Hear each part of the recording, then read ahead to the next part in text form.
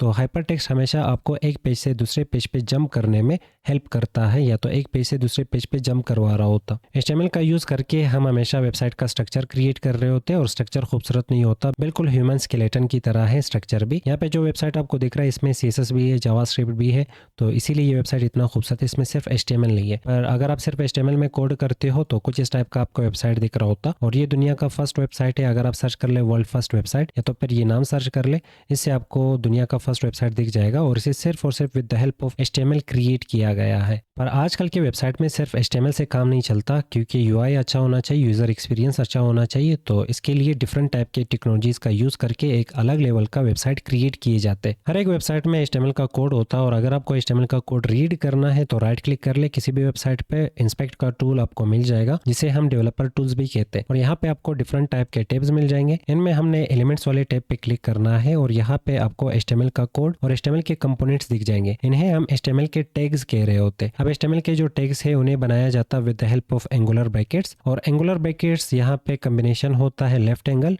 और right angle का, और लेफ्ट एंगल और राइट एंगल को हम लेस देन और ग्रेटर देन सिंबल भी कह रहे होते हैं। और HTML के टैग्स इन्हीं के थ्रू बनाया जाता। HTML के इनसाइड 3 टाइप के टैग्स होते हैं, जिसमें पहला आपको मिल जाएगा ओपनिंग टैग, और कुछ इस तरह से ओपनिंग टैग दिख रहा होता। और दूसरा होता है क्लोजिंग टैग, जिसमें स्लैश का एडिशन किया जाता। और तीसरा होता है सेल्फ क्लोजिंग टैग। और HTML की दुनिया में हम सेल्फ क्लोजिंग वाले टैग्स को सिर्फ 5% ही यूज कर रहे होते, बाकी हम मैक्सिमम टाइम इन दोनों को एज अ पेयर और जोड़ी यूज कर रहे होते।